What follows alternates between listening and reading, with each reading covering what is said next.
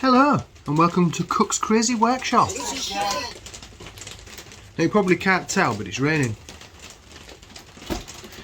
So today I'm going to try and solve a problem that I've got with my exhausting system, where upon the exhausted depth is just being blasted straight back down, and the door's open and it's coming back through the vent essentially. So it's not getting rid of all the depth, it's getting rid of some of the depth, and then some of the depth is coming back. So I've planned to design a module that will fit on the outside of the workshop, and then fix a hose to it, which will then run probably just around the corner from the side of the building, and it can exhaust to that. It needs to be 100mm tube that I can Jubilee clip a hose to, and then it'll just be affixed to the outside, probably using some Gorilla Tape or something like that, just something that's maybe waterproof that it'll hold it up there for quite a while. Now the CAD side of things I do in FreeCAD, which, because FreeCAD is, as the name suggests, free, I'll pop some links down below so you can go and download it. And if you want to follow on, I know you're not probably going to need what I'm building, but it's just nice to follow along a project and see and figure out things, because it's a super little program. I genuinely can't believe it's free, and I'm not sponsored by them because it's free. Yeah. So we'll go indoors for this, because the FreeCAD is set up on my inside computer rather than here. Plus you won't hear a lot of what I'm saying because of the very quiet rain that's occurring right now. Okay, right, see you indoors. Hello and welcome indoors, where it's much less rainy, a little bit warmer, and I can take my fleece off so I can be comfortable. So we are going to now have a look at FreeCAD and how to design something. It's quite a basic thing, but how to design something in FreeCAD. Talk a little bit about some of the differences between CAD design and CGI design. I actually am a 13-year CGI artist veteran, which came to an end in December last year, when the project that I was working on was finally shuttered and shut down, which left me with an unknown path ahead of me.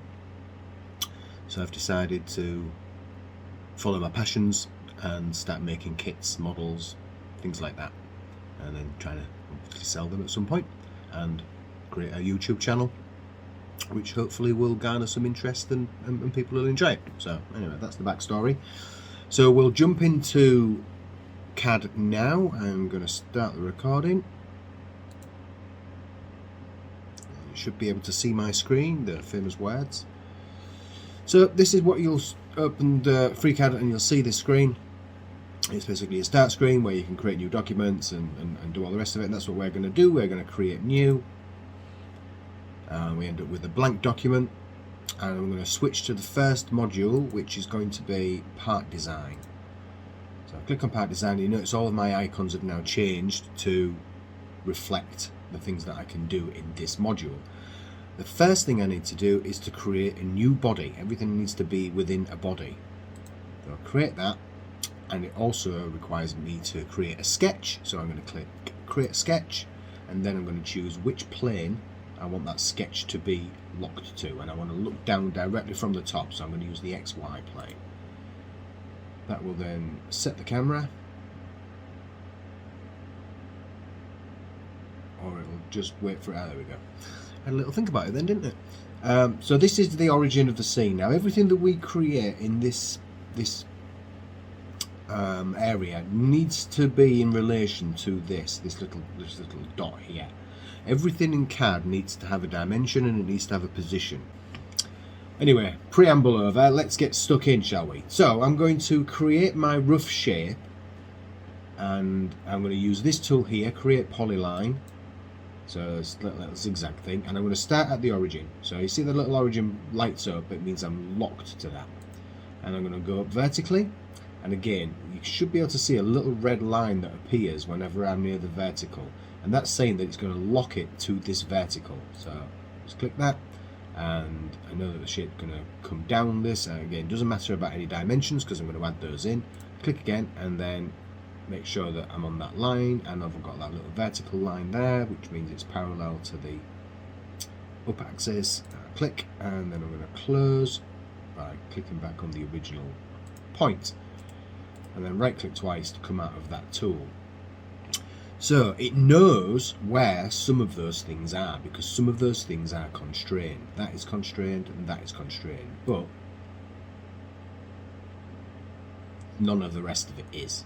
And if you look here where it says under constrained, it says there are 3 degrees of freedom, and we want no degrees of freedom. So then we know it's locked in. So first thing I'm going to do is I'm going to dimension this line here. To do that, I come up to the top bar and I look for, it looks like an eye or an I-beam, but it's a vertical I-beam, so we're going to click that, and then you probably won't see this pop up because it's not recording everything on the screen. For some reason it doesn't pick up pop-ups, but I know what this dimension is, and this dimension is 260 millimeters high. So we'll just zoom out a little bit so we can see it, and this dimension, which is like an I-beam but on its side, I know is oh, actually I've got this wrong way around. 260 sorry, 260 wide. It's actually shorter than that. My bad. It's because I'm rushing, isn't it? So 150 high, 150 mil high. Boom. And then I also want to just move these out of the way. I also want to dimension this line here again vertically, and that will be 30 millimeters, like so. And this is what we were looking for, fully constrained. So this item now, it knows where every single point is in relation to everything else and to the origin. So if I'm happy with that, I'm going to click close. I'm going to go to the model, I'm going to click on the model and then the sketch again. And now I'm going to add some thickness to it. In 3D we would call this thickness or a shell. In CAD it's called pad. So this is the little pad button. So click the pad button and it will automatically just pad it to 10 millimeters.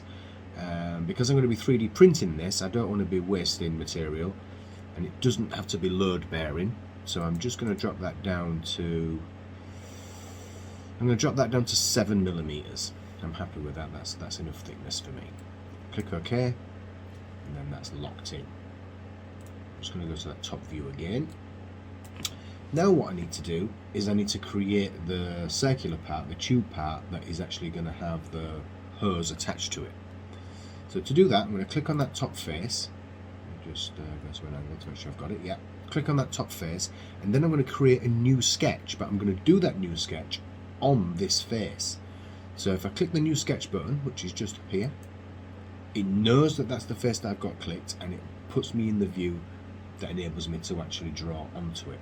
But before I do that, I'm just going to bring in the existing geometry that's underneath it, or those edges underneath it, because I'm going to need them. And if I don't do it now, I'll more than likely forget. So this is how you do that. So this is little button here, this little icon, external geometry it's called. You click on that, and then I can highlight the existing edges like so. Right click, and they've been brought into the scene. They're not going to do anything, they're just references, but they're in there now, so I can then tell things where things are in relation to them. This is my create circle. Good grief. Yeah, so create circles up here, ignore what I just did. And what we're going to do for the circle is we're going to click and then drag and then click again and right click to drop the tool. And if I click on the central part, I can move this around. And what we need to do now is we need to dimension this. So we'll click on that line there, and then we'll click on the broken arrow, shoot that poison arrow through my heart. Right, and I know this needs to be 100 millimeters, and I'm just gonna move that around just by eye, just so there's a little bit of space around it for reasons. So 100 mil, now I need to tell it where it is in space, because it's still got 2 degrees of freedom. So those 2 degrees of freedom will be locked in now. So I'm going to click on that point and that point, and we'll go there. Just move that out, and we'll go from that point to that point vertically. So there we go. That's now locked in. We've got the jolly happy writing that we're very, very pleased to see, and we'll click close. Okay, so I've got a circle now. But what can I do with that circle? Why is it not showing all on my screen? So what can I do with that circle? Well, I can use a pad again. Use a pad again to extrude that out. So I'll click pad, and let's go out. What do we think to 10 mil? Maybe it's shared. Yeah, just we'll go 11 mil. We'll go 11 mil. Perfecto. Okay, I'm happy with that. So I'll click OK. And obviously this is now solid, but we need this to be a tube, a hole, so air can flow through it, or more accurately, death can flow through it. To do that, I am going to go up here to the hole tool, click on the hole tool, and it'll create a hole right in the middle. And I want that hole to be 90 millimeters. There we go. Now we've got a nice hole in the middle. Now click OK. Finally, because again I'm 3D printing this and I don't want to waste material where it's not needed, I'm just going to create some troughs, some little fillets inside here, just to reduce the amount of material that I'm going to have to use. So I'll click on that top face again, and I'm going to create a new sketch, and now I'm going to use the tool that we've used before, and I'm just going to sketch out roughly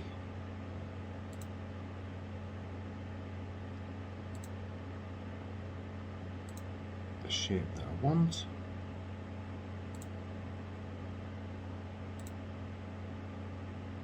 Like so. Right click twice to drop the tool.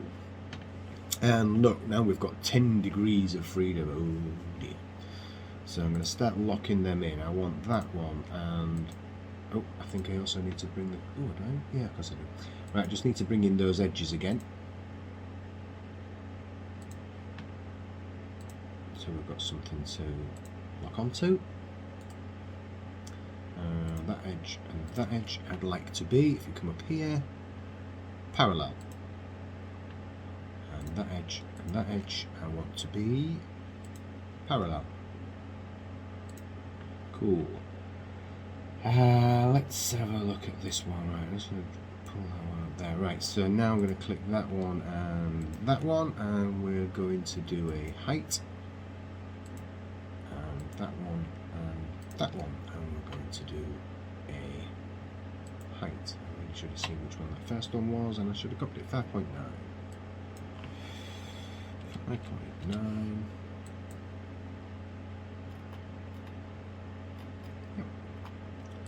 Down to 6 degrees of freedom. So let's put a height on there. That'll do nicely. We'll put a height on there too. Height on there. And a height on there. We're down to 2 degrees of freedom. So we'll go between there and there, so we know that relationship.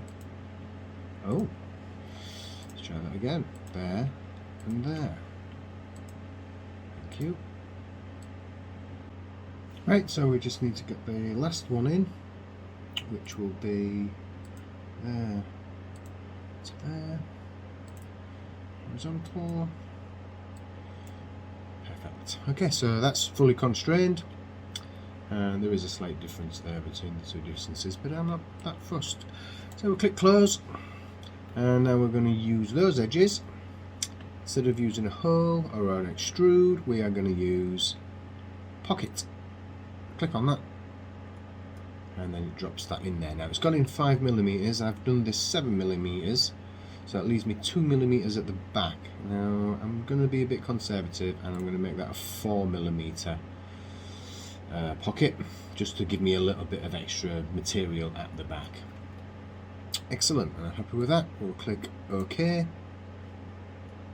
And now finally we are going to just do a little bit of fussing, as I like to call it, or a little bit of cosmetic stuff. Now we do this right at the end when we know we're not going to make any changes to the actual geometry. Right, so we'll click on this little edge here, highlight that, and what I'm going to do is use a fillet. And I'm going to try and fillet that out to, can I get to 5? Yeah, gives me enough clearance there. Just gives me a little bit of, actually I'm just going to make that 4 because I want a little bit more thickness around here for me to grip onto. It just makes it a little bit stronger in that join there. And I think I'll also go around these edges. I'll just fillet those too. Partly cosmetic and partly it just saves a little bit of material because you're not having to build an edge. Right, so back to chamfer. Sorry, fillet. I call them chamfers. That to be too deep, just need to take that straight edge off. Quite happy with that. Click OK. And I think I'm also just going to put a little fillet on that top edge there, just to make getting the pipe on just a little bit easier. Click OK. And that will do us. Not difficult, was it? Easy to follow along, even though I don't really know what I'm doing. So now I need to export this. You know what I didn't do? I didn't save it, did I? Didn't save it at the beginning. Always save at the beginning. Always. Bad cook. So export. No, actually, click on body. Export. And you know, you probably can't see the screen popping up because you'll see Windows, but I'm going to save that as an STL, and I'll also save it as a FreeCAD document as well. And then I'm going to drag that into my slicing software, slice that up, then put that into the CR10, Creality CR10 that I've got, and we'll get that printed out forthwith. Now it's going to be a fairly long print, I believe, 4.5 to 5 hours, and it will be dark by the time it's finished, and I won't be fitting it this evening because there might be bogeymen. I don't like bogeymen, so I'll probably end up fitting this tomorrow. But what I'll do is, rather than filming the entire 3D print, which you'll lose the will to live, I will do it in sections. So I'll film a little bit and then I'll just mix it, edit it all together at the end of this little video, and you can see how it came out. Right, so that's it. That's the end of it. Thank you for watching. As always, like and subscribe, and hopefully I will see you again. Thank you very much. Bye bye.